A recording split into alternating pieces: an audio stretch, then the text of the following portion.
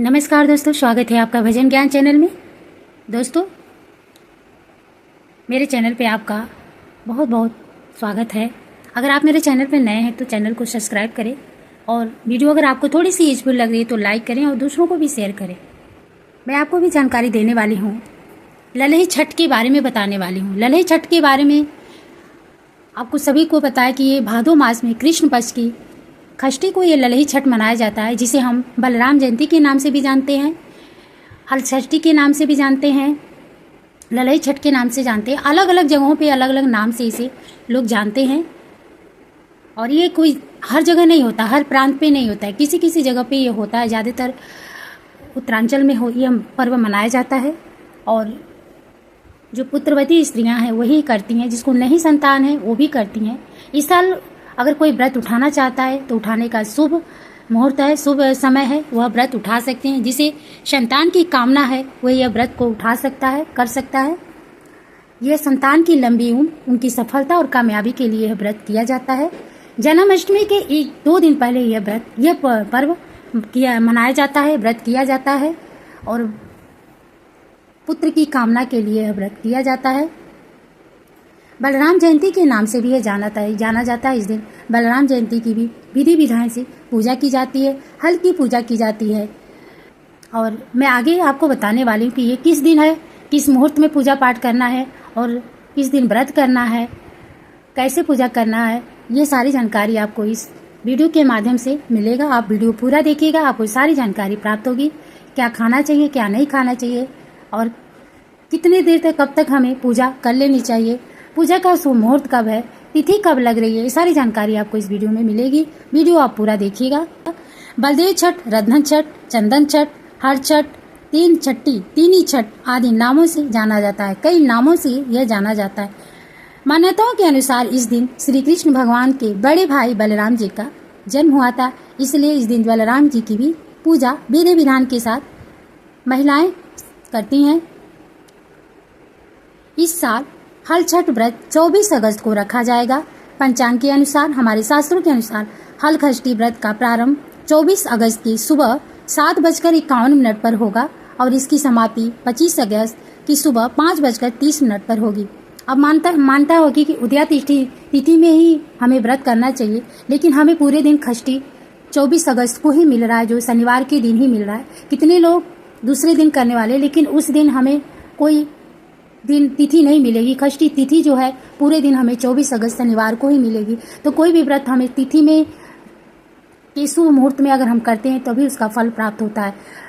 उदया तिथि अगर 12 बजे के मध्याह्न के बाद, 12 बजे के बाद कोई तिथि लगती है तो हमें नहीं करना चाहिए, लेकिन 12 बजे के पहले, मध्याह्न के पहले अगर कोई तिथि लग जाती है और उस तिथि में पूजा करना अच्छा होता है तो हमें वह व्रत कर लेना चाहिए। तो इसलिए शनिवार को ही यह व्रत रखा जाएगा, क्योंकि अगले दिन 25 अगस्त सुबह 5:30 में, यानी सुबह सुबह ही ये षष्ठी तिथि समाप्त हो जाएगी। तो इसलिए शनिवार को ही ये व्रत करना चाहिए, सभी लोग करेंगे भी। हल छठ पूजा सामग्री क्या होना चाहिए मैं आपको अभी बता दूं, इसे सभी को पता है, फिर मैं बता रही हूँ। इसमें सबसे पहले तो भैंस का दूध होना चाहिए। भैंस की बनी, दूध की बनी दही होती है, महुआ होता है, टीनी का चावल होता है, महुए के पत्ता होता है और महुए की लकड़ी के अगर मिल जाए तो दातुन भी करना चाहिए।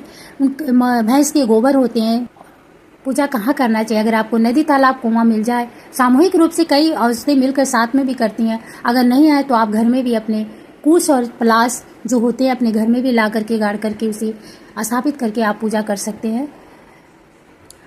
कहीं कहीं अनाज भी चढ़ाया जाता है छठ के दिन। 6 अनाज भी होता है, भैंस का घी होता है, लाल चंदन, मिट्टी का दीपक, हल्दी, नया वस्त्र, कलावा, जनेऊ, हमें चढ़ाने की ये सारी सामग्री हमें चाहिए होती है। धूप दीप होनी चाहिए। कलश अगर स्थापित करें तो कलश होना चाहिए। चौकी पे आप स्थापित कर सकते हैं। गौरी गणेश का पूजन करें। कोई भी पूजा करने से पहले हमें गौरी गणेश का प्रार्थना जरूर करनी चाहिए। गौरी गणेश के लिए आप सुपारी ले सकते हैं और गौरी के लिए मैं गोबर, अगर भैंस का गोबर मिल सकता है तो आप ले लीजिए, नहीं तो आप हल्दी का भी गौरी बना सकते हैं।